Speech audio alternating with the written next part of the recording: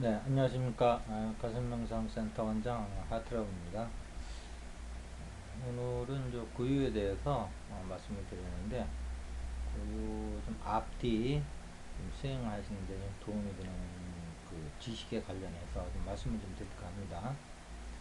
우리가 그 고유에 대해서 이제 얘기를 하다 보면, 사실 고유를 체험하지 않으신 분들은 고유가 뭐지 하고 좀 이렇게 궁금해 하실 수가 있어요. 물론 이해로 되는 건 아닙니다. 이 그 명상이라고 하는 것은 이제 몸으로 중독하는 것이기 때문에 그 몸으로 중독하기 전에는 이제 좀 어려움이 있는데요. 우리가 생각해 볼 수 있는 게 이제 그 무념무상이 고유 아닌가라고 생각을 하실 수가 있어요. 무념무상.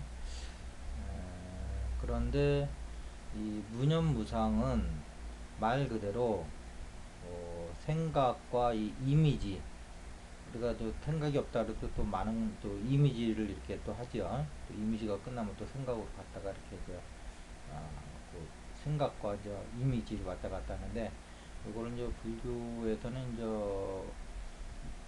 생각을 염이라고 하고 이제 이미지를 상이라고 그러죠. 그래서 이거를 이제 상념 그러는데, 이제 두 가지가 다 이제 없는 경지를 이제 무념무상이다 이렇게 하죠.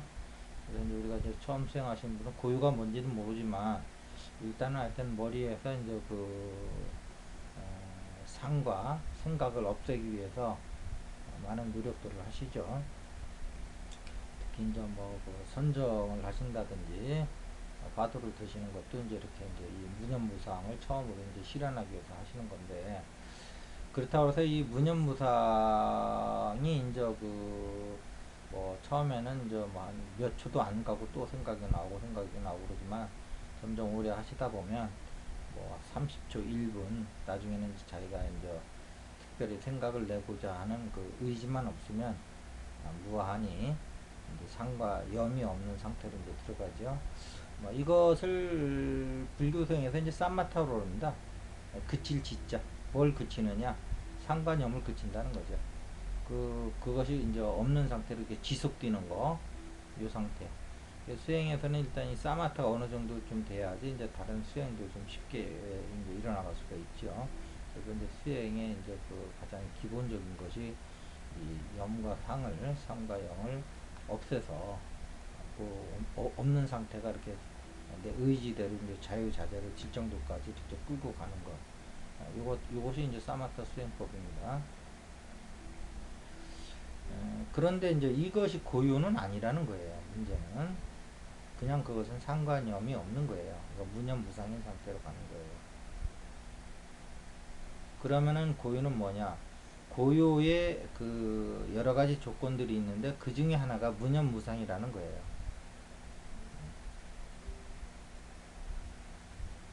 그렇지 무념무상이 됐다고 해서 고유를 중독한 건 아니에요. 그런데 우리가 또 고유를 중독해 보면 우리가 그 생각과 상이 있다 하더라도 어, 그것 자체가 고유를 방해하진 못해요. 절대적 고유를 말씀드리는 겁니다. 상대적 고유를 말씀드리는데, 상대적 고유는 상념이 이렇게 출현하면 상념이 출현을 하면 그것이 그 고유가 깨지지요. 그걸 이제 저 나름대로 이제 이원성 고유다, 유의적 고유다 이렇게 얘기를 하죠. 만들어진 고유라는 거죠. 근데 원래 우리가 그 존재가 그 본래부터 갖고 있는 고유는 염과 상이 있다 하더라도 그 안에서도 고유가 항상 있어요. 그래서 수행하시는 분들은 이 이론적 절대적 고유를 상대적과 이원성의 고유가 아닌 이론성과 절대적 고유를 반드시 증득하셔야 됩니다.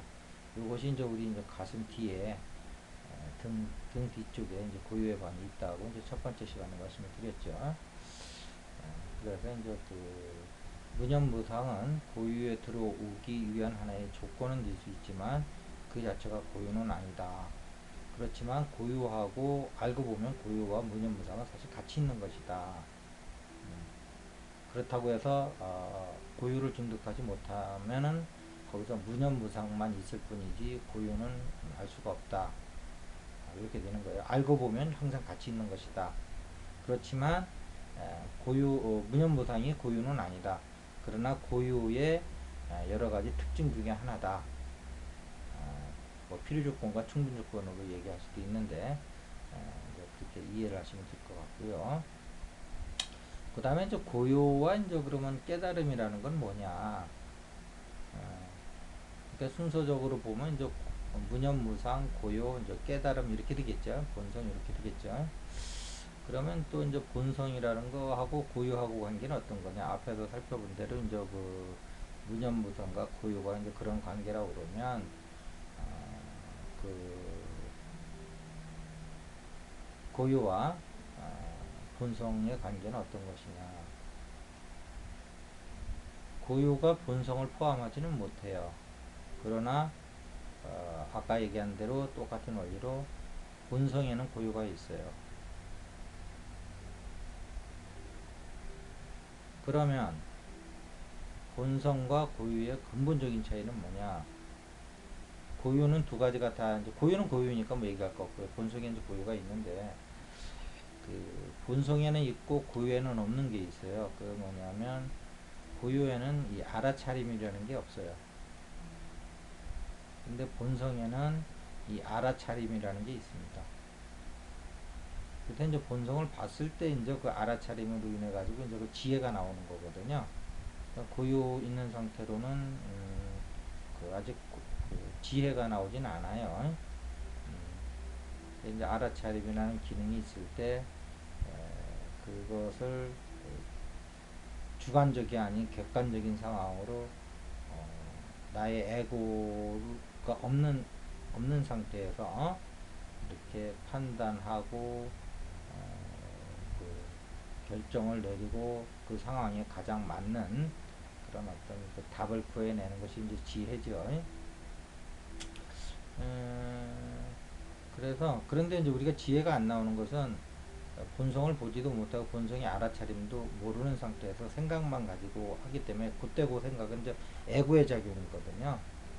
그럴 때는 이게 이제 주관적이 되는 거죠. 그래서 이제 객관성을 상실하면서 이제 그 자꾸 이제 그 상태를 더 상대방과 이제 안 좋게 끌고 나가는 그런 경향이 있는데 어쨌든 이렇게 이제 본성은 이제 알아차림 기능이 있다. 그래서 이제 우리 그 본성을 얘기할 때 이제 공적 영지라고 그러죠. 공적 영지. 예. 뭐 상나가정 뭐 여러 가지 표현하는 건 많은데 공적 영지라는 것은 뭐냐면 텅 비어 있고 성성적적하고 영지 그 어떤 미묘한 그 어떤 알미 있다는 거죠. 영 어떤 그 영묘한 그런 알미 있다. 근데 이제 알미 있다는 것은 여기서 이제 아까 얘기했는데 이제 알아차림이라는 특성을 얘기하는 거고요. 본성에. 그다음에 이제 그 이제 비어 있다라는 것은 이 세계는 채워 있는 세계잖아요. 근데 거기는 텅 비어 있다는 거예요. 본성은. 이렇게 해서 이제 그 세계와 이렇게 또 대비를 하는 거고요. 그런데 이제 공적 영지에서 이제 이 적이라는 게 뭐냐 그러면 여기서 성성적 적을 얘기하는 건데 이것이 바로 고유를 얘기하는 거예요. 공적 영지에서 적이. 그런데 이 고유라는 것은 본성의 특징 중에 하나입니다. 특징 중에 하나인데 이것이 바로 고유를 얘기하는 거예요. 그러니까 본성의 특징 중에 하나가 이제 고유예요. 아까 고유의 이제 특징 중에 하나가 이제 그 무념무상이라고 했듯이 특징입니다. 그렇지만 성성적적한 이 고유가 바로 텅 비어 있고 영묘한 알미 있는 건 아니에요. 그러니까 순서대로 얘기하면은 이제 그 무념무상을 통해서 고유를 낚아채고 고유를 낚아채면서 고유에서 더 들어가서 이제 본성을 또 낚아채야 되는 그런 것이 있죠. 그래서 이 세 가지를 정확히 아시면 내가 지금 수행하는데 어느 단계에 들어와 있는지, 무념무상의 단계에서 지금 생각의 이 간격을 넓히고 있는 것인지, 이미지 상의 그 떠오르고 지는 이 간격을 점차 넓히고 있는 것인지, 수행 중에는 이제 생각과 생각의 이제 간격을 벌리는 그런 수행법도 있어요. 이것이 바로 이제 무념무상을 얻기 위한 하나의 또 이제 수행법입니다. 그래서 그 다음에 내가 이제 고유를 중득한 수준인지, 뭐 선정, 삼매 등은 이제 고유로 속으로 들어가죠. 이제 그 고유도 이제 종류가 이제 뭐 사선정이 있다 할 정도로 이제 한 4가지 정도가 있는 건데, 그렇다고 해서 그 자체가 깨달음은 아니라는 걸 아셔야 돼요. 선정 없이도 깨달으면 들어갈 수가 있어요. 그러면 선정은 오히려 이제 점수에 해당되는 겁니다. 우리의 이제 몸과 그 에테르체와 아스트랄체와 이제 그 멘탈체를 그 정화시키고 그 조절하는 그런 어떤 욕망과 욕정을 순화시키는 그런 어떤 그래서 이제 그 신통력을 얻는 그런 것이지 그 자체가 고유는 아니에요. 그 깨달음은 아니라는 거죠. 근데 이제 깨달음 안에 그런 요소들이 있는 거예요. 그러니까 고차는 저차를 포함하지만 저차는 고차를 포함 못한다는 거가 이 원리 안에도 이제 들어가는 겁니다. 그래서 이제 그 본성에 들어가면 거기에 항상 무념무상도 있고요, 고유도 있는 거예요. 거기에 선정도 있고.